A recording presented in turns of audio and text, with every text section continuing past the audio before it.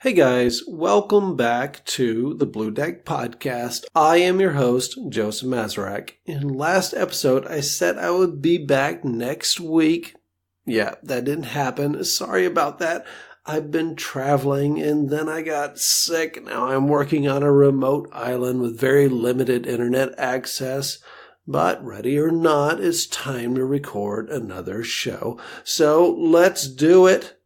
Also, a bit of bad news, I'm afraid. Remember I said I'm working on a remote island? Well, this is an island where I'm not permitted to bring my daughter Layla, so you're stuck with me for the recaps.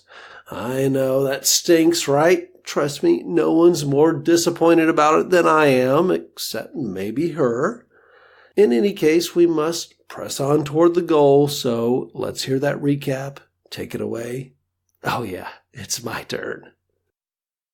Previously in Chapter 17.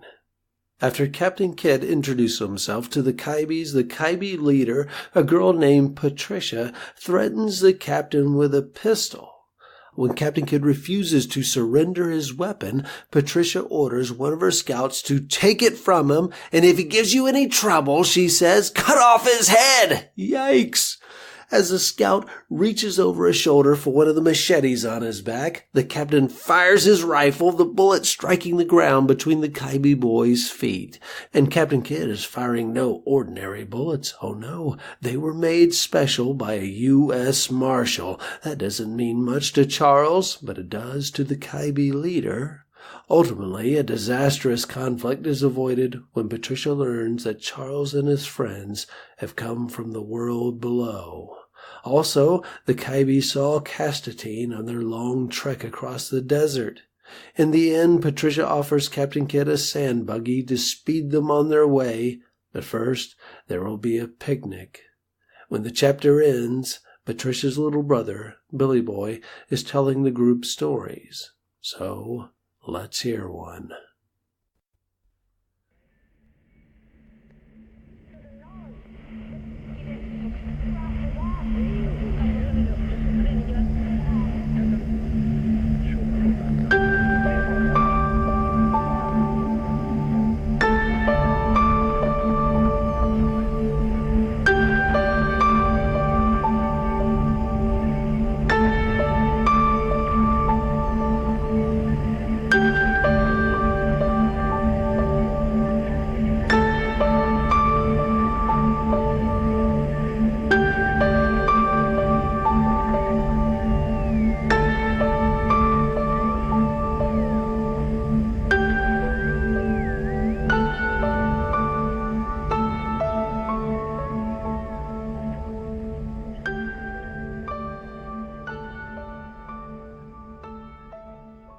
Chapter 18, Billy Boy's Stories. The first story the Kybee boy told was a joke. It was his warm-up act. The story was about a fellow named One-Eyed Joe. He was a horse thief who went on mischievous adventures and escaped many times from various jails. About halfway through the tale, One-Eyed Joe was escaping on the roof of his prison. The sheriff raced out into the street with a rifle, and you know he was serious, Billy Boy said, because he shot old Joe in the head. At that, Ozzie erupted into laughter. Billy Boy was laughing too, his left eye watering so fiercely he was crying, "Bang! He shot his eye right out. That's why they call him One-Eyed Joe. Get it?" But the joke wasn't over. The story went on another several minutes and ended with someone looking for Joe's brain in a jar. At the end of the story, the boy claimed the tale was based on a real person and events from my own layer of the reality deck. I didn't know if that was true. Neither did my friends. We'd never heard of One-Eyed Joe. I doubt the captain knew either, but he said nothing one way or another. The next story was about an unnamed boy who was turned into a murderous, gigantic elephant by an evil witch. Nothing good happened in that story, and it was thankfully short. Finally, the Kybee boy recounted a tale that seemed, at least in some ways, relevant to my own adventure in search of the Patch Fairy. Once there lived a knight named Sir Ronald, who served Queen Ayana in the land of Hyadon. Their kingdom was across the desert many miles, over hills, mountains, and plains, through jungles, beyond rivers, oceans, and more, perhaps even beyond reality itself, which was to say, the story might have been made up. At the Queen's royal palace, which stood on the edge of a towering cliff, Queen Ayana called her knights, all 10,000 of them, to assemble in ranks in the fields outside the castle walls. Then, climbing down from her chariot, she summoned Sir Ronald. He was her general, a fearsome warrior, long experienced in leadership and bravery on the battlefield. Also, in the Queen's opinion, he was very handsome. She brought him into the palace, her servants offering him wine, grapes, and juicy chunks of pineapple as they walked. "Care to tell me what this is about, your majesty?" the knight asked, sampling the fruit. Queen Ayana only looked at him, her dark eyes sharp, penetrating, and her face shrouded behind a colorful silk sheet. She motioned for her armor-bearer to remove the knight's gauntlets. When Sir Ronald's gloves were off, the Queen placed her hand into his. This was forbidden according to their customs, an offense worthy of whipping if she were anyone other than the Queen. However, the knight, Sir Ronald, forgave her transgression and repaid it with his own dangerous display of admiration. He raised her hand to his mouth and kissed it, then arched an eyebrow, grinning crookedly. As he did so, he heard a violent shout, "Off with his head!" But the protest was only his imagination. The Queen enjoyed the kiss, so it seemed, and her guards, stone-faced and implacable, were not reaching for the hilts of their scimitars. Also, all her servants, both male and female, stood with eyes downcast, looking at their shoes. Queen Ayana led Sir Ronald to her salon, and taking him into her confidence, she entrusted him with many secret things, not least of which was the existence of hidden realms. According to her, powerful magic called quizzically spread across the land. In her slow, bewitching, musical voice, she whispered into his ear, "The magic is like a shroud that covers a woman's beauty." Then she unbuttoned the corner of her veil, revealing her face to him for the first time. He was astonished, both by her audacity and by her loveliness.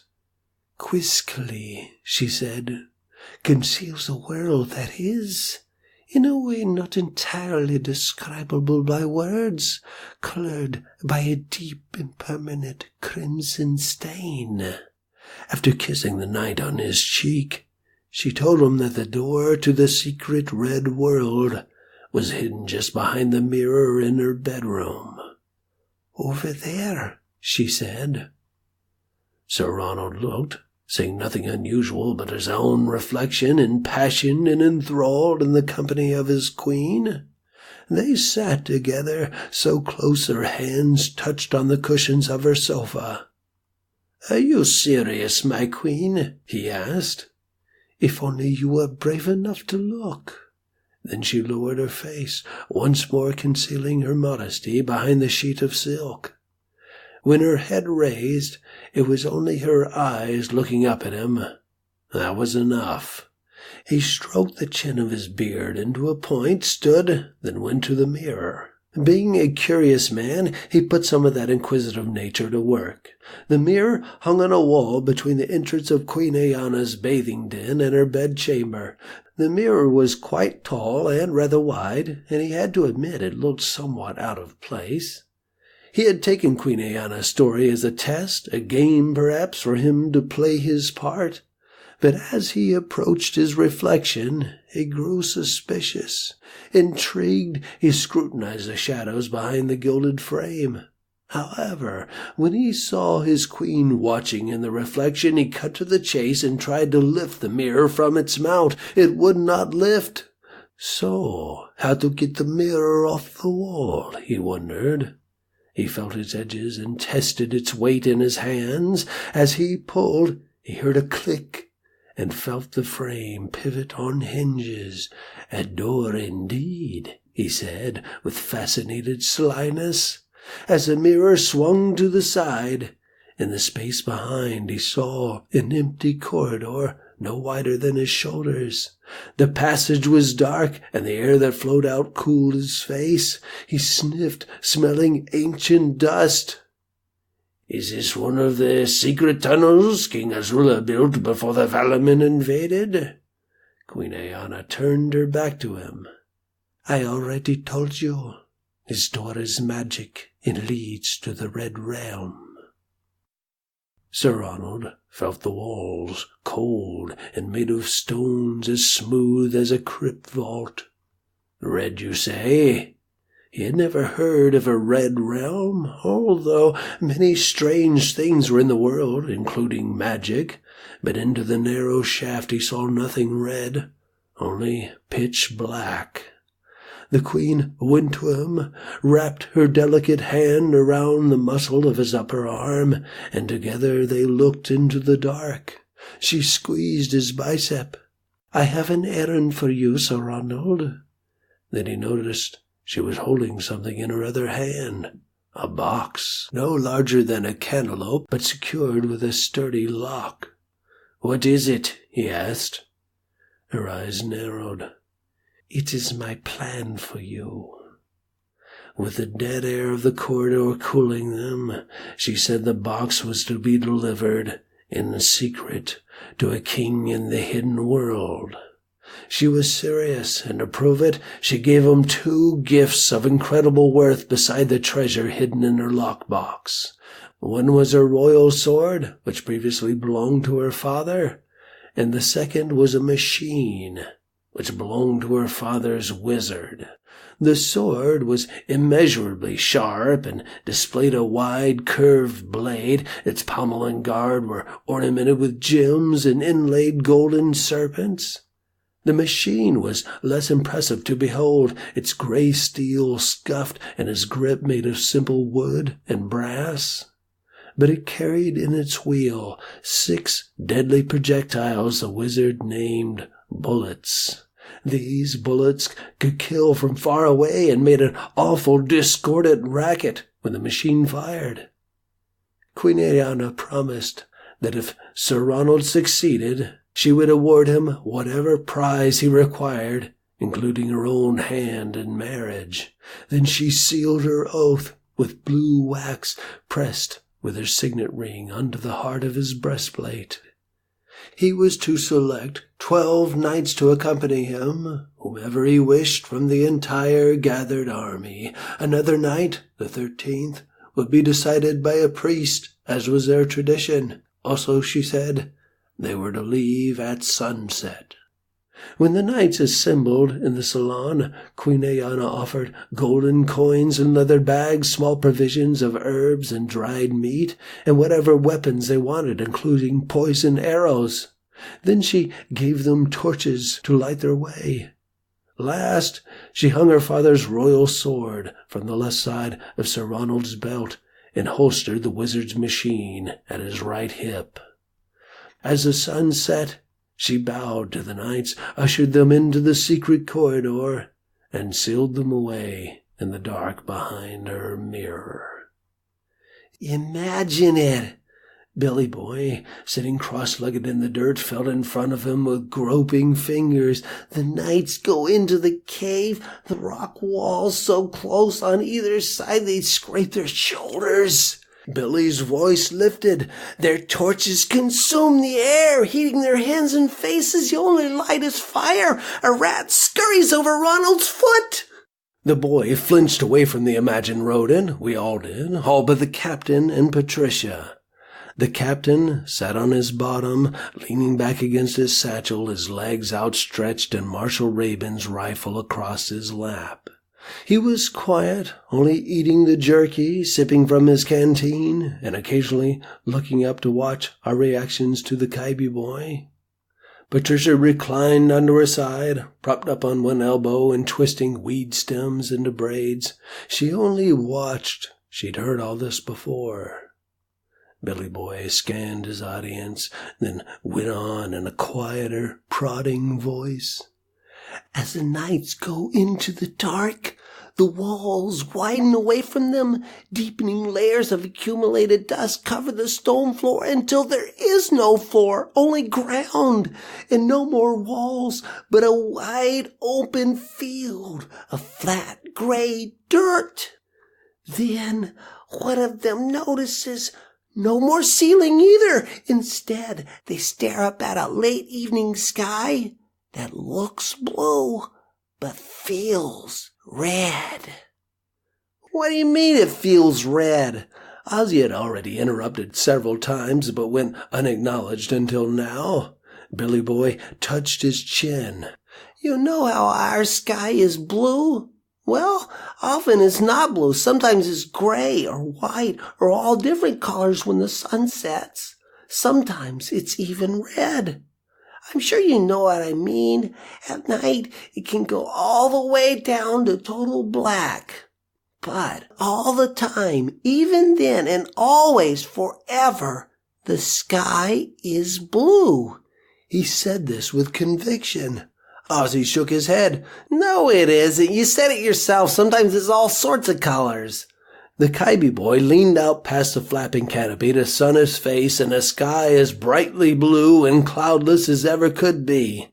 I could see his chin hairs illuminated into glowing patches of rose gold by the afternoon sun. Looks blue, he said. Some of the time like now, but feels blue all the time. Smiling, he let the desert sunlight fall on his upturned face. Then he lowered his eyes to my questioning friend. In the red, the sun doesn't feel like this. Like it's slow cooking us into jerky, I said. The Kybee leader laughed and tossed her grass braid into my lap. You got that right. Human jerky, that's about the size of it. She squinted at her brother. Go on, I like this story. Billy Boy scratched a patch of orange hair beneath his chin. Where were we? The sky, I said. Oh, yeah. He nodded, setting forward again out of the sun. Then gathering his thoughts, he tossed a glance over his left shoulder. When he faced forward, he was looking at Ozzy. When Sir Ronald turns around, what do you think he sees? A monster, Ozzy guessed instantly. I was thinking along those same lines, but the Kybee shook his head, the Mickey Mouse ears on his hat turning like satellite dishes searching for a signal. Nope, no monsters, no anything. Just as night spread out, and behind them only dark.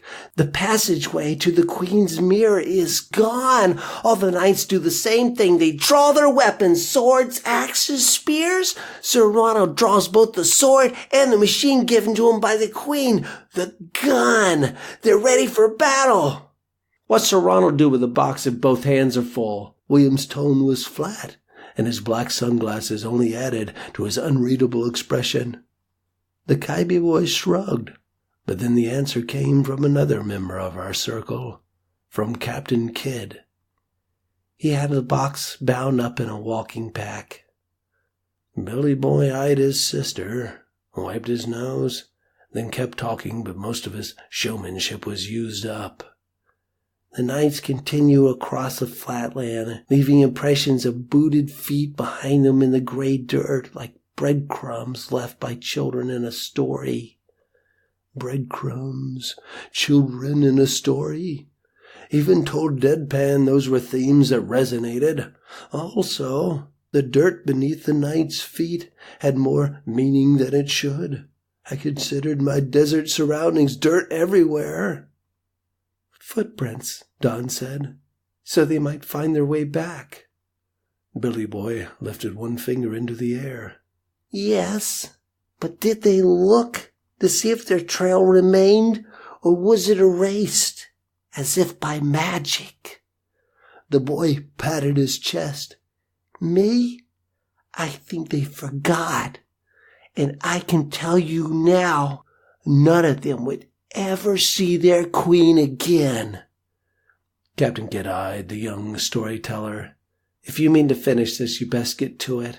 I've got better things to do than listen to you go on and on." Billy Boy looked for a signal from his big sister. With some effort, she made herself sit upright. "You heard the captain. Wrap it up." "Okay, then." Billy Boy sounded disappointed. He brushed his hands together. "I'll give you the short version. The Red King killed them all." "That's it?" Ozzy asked. "No, but that's how it ends." Ozzy looked at me. "So, what was in the box? I bet it was something real bad." Again, it was our captain who answered. "It was the heart of Queen Ayana's father. She cut it out so the Red King could use it in a spell." Dawn sat bolt upright. "Oh my God!" She covered her mouth with her hands. "I thought the Queen was good. I mean, not totally, but why would you think that?" Captain Kidd asked, shaking his head. Dawn shrugged. "I don't know. I guess because she gave Sir Ronald her sword and the gun. Those were special things, I thought." "They were very special." Captain Kidd took a bite of jerky and chewed, then got to his feet. "And maybe she was good. She just had to get rid of the Red King no matter what." Who knew no matter what included killing her own father? Unless Queen Ayana's dad was already dead, she'd murdered him. But maybe she'd cut the heart out of his corpse. That was a possibility left open by the incomplete story, albeit a small one. And now I had a real question. The Red King is a unicorn, isn't he? Even though the unicorn is actually black. Captain Kidd brushed sand off his backside. "Very good, Charles. Nightmare is king everywhere in the Red Realm." It still didn't make sense. "So, how'd the Queen get rid of him?" The captain hung the rifle strap over one shoulder and crouched to pick up his traveling bag. He paused there. "With blood that's royal blue, he can do big magic, dark, evil tricks like making forbidden doors that face the upper realms." Then I remembered what he said about reality gravity, harder to go up than down, and it was fresh in my mind how difficult the shuttle was to operate. How could anybody do that on their own, especially a horse? "You're saying he used the blood of a king from the blue deck to open an upward-facing door in the red deck?" "Precisely." "Well," I stood with my backpack in my hands. "How'd Castatine go up? There's no way she flew that shuttle all by herself." "Yeah," Ozzy said. "I was wondering about that. Please tell me she didn't have some poor king's heart in a box." "I don't think so." Captain Kidd looked grim. "I had an idea why. Castatine didn't have a king's heart, but she had a princess folded up in her pocket. And not just any princess, but one from all the way up on the rooftop of the world, the very highest part of the reality deck. Surely that made a difference when it came to evil spells.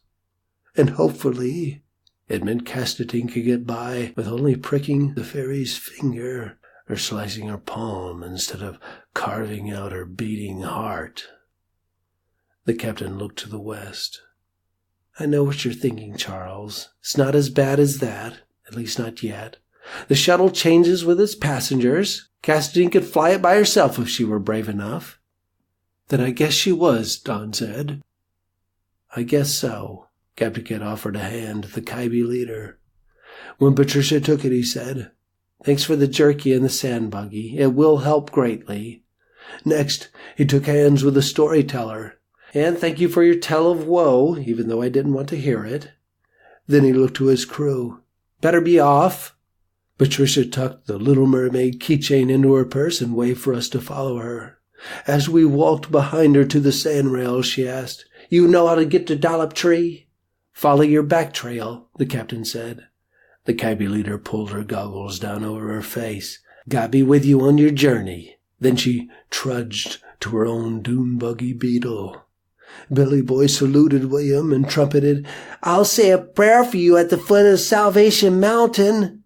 "And at the top," William added. I looked to him, surprised he had spoken, but glad. The Kybee boy beamed. "Good idea at the top. Yes, brave knight at the end of the yellow road." Then the Kybee troop let us walk through their midst, patting us on the back and shaking our hands like we were heroes going off to war. Everyone shook our hands, including the scout motorcycle rider with a long jaw and machetes on his back. He grunted at me, but the sound was friendly enough. What a peculiar change from our original confrontation. There was even hugging, and some of the younger gypsy girls chanced kissing us on our blushing cheeks as we passed by them. After the farewells, we came to the sandrail. The buggy was skinny at the nose, with a bumper that looked robbed off an old pickup truck. Where the license plate should have been, a crooked bumper sticker read, "Life is short and so am I." True enough, the driver, Glover, was a 10-year-old. William felt the skinny front tires. The rubber looked in good shape up front, but the bulging rear off-road tires were worn down nearly to slicks. Maybe that wouldn't matter. We climbed aboard the battered sandrail, William taking the wheel. I stepped into the open cabin, supporting myself with one hand on the roll bar and another on the waving flagpole. Then looking up, I saw flying above me the Kybee's triangular banner, a weathered dark blue background, and in the middle, the circular face of a cartoon moon. The moon folk, the Kybees. We'd tested their mood and found them threatening, sure, but also generous. I sat in the rear seat behind my best friend. There were no seat belts, only a padded bench. Ozzy and Don squeezed in beside me, Don in the middle. The captain took the front passenger seat. Behind us, I noted 3 gas cans bungee strapped to the roll bars. Glover explained the controls. Then, at the order of our captain, we set off to the west, following the Kybee's back trail. Later that evening, when we stopped to stretch our legs and take care of private business hidden behind bushes, I found an opportunity to speak to Captain Kidd alone. He was standing off by himself, his hands on his hips, looking out at the mountains in the distance. "Captain," I said. When he looked at me, I asked, "Why don't you like those people, the Kybees? I mean, they're rough around the edges and a little strange for sure. I think maybe radiation or something like the plague was turning Billy Boy's face into road pizza. But that wouldn't make you dislike them, so level with me." Captain Kidd lifted off his hat and raked fingers through his sandy hair. What he said next, I would never forget. "They're werewolves." I stepped back, remembering the round face on the flag flying above our borrowed buggy, a cartoonish, smiling full moon. The moon folk. I looked to the mountains. The captain was not looking at those old jagged peaks as I had first assumed, but at an even older orb glowing above, at the moon. His warning came back to me then. Monsters live in the attic of the world. Floating across the night air drifted distant howls. How long had that been going on? I didn't know. I wouldn't have heard it over the whining doom buggy engine. The captain looked out across the plain in the direction of the howls. "They would have told us stories and fed us till nightfall. Then it would be too late. Little Billy Boy was starting his mutation already. It wasn't radiation, not disease either. Which means he's a very powerful lycanthrope if he transforms in daylight." I watched Captain Kidd's face. "They were trying to trap us?" His brow crinkled. "Maybe not.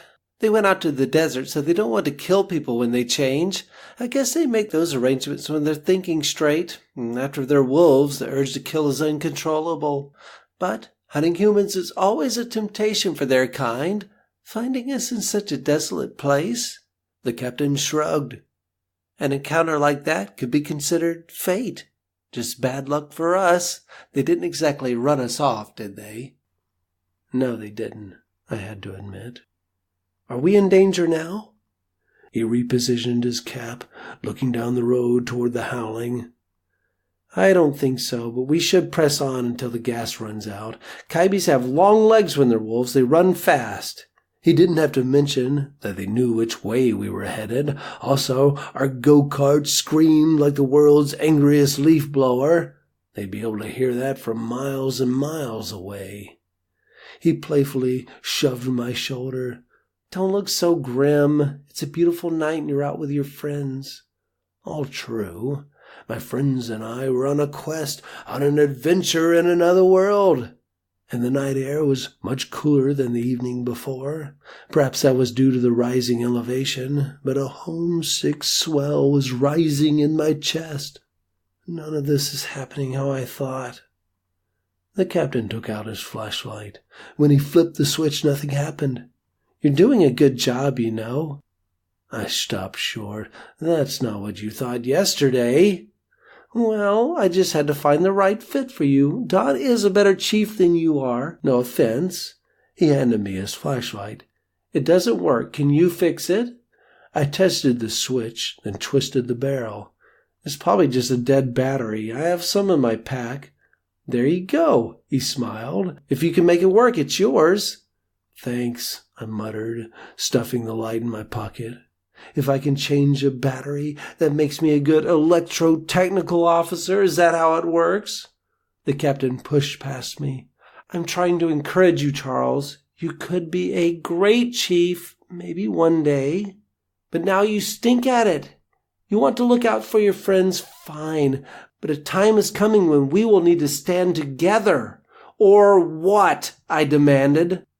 He didn't answer. He didn't have to. I was right. He was putting us in danger. He knew that, but he didn't want to admit it.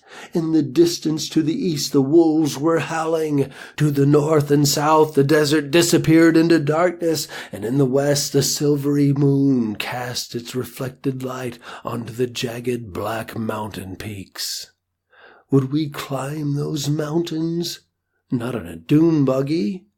But we were only taking the buggy until it ran out of gas. After that, I guess we'd continue on foot.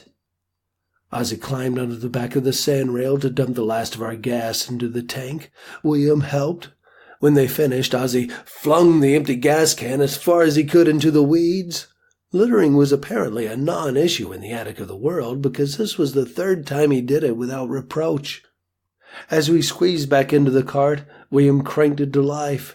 But when he pulled the switch to turn on the headlamps, nothing happened. Like the flashlight, they were dead. Captain Kidd turned in his seat to look at me. I glared at him. You want me to fix it? I was in no mood for that, but I was the electro-technical officer. That was my job. You can do it, Don encouraged. Begrudgingly, I climbed out of my seat. When I looked beneath the dash, I found a wire had come off its prong on the back of the switch. After reconnecting it, with the aid of my new flashlight equipped with brand new batteries, the lights came on just fine. See, Don said, I knew you could fix it. The captain, on the other hand, kept his thoughts to himself. That's it. Another chapter done. Hopefully it turned out okay. Like I said before, I'm recording in a strange place, and I've still got some of the lingering effects of my cold. But I think it was fine. Also, I've been working on the cover art for the book. I must say, I'm incredibly pleased with how it's turning out. If you follow me on social media, be on the lookout for a preview. Speaking of social media, I'm on Twitter at Joseph Mazerac, that's spelled JOSEPHMAZERAC. I'm on Facebook at Joseph Mazerac Author. Also, you can find our YouTube channel link in the description. We don't do video for YouTube, not yet anyway, but it's just another place where people can listen to the show. If you want to reach me, email me, joseph@thebluedeck.com, and as always, feel free to visit our home on the web, thebluedeck.com. Okay, now.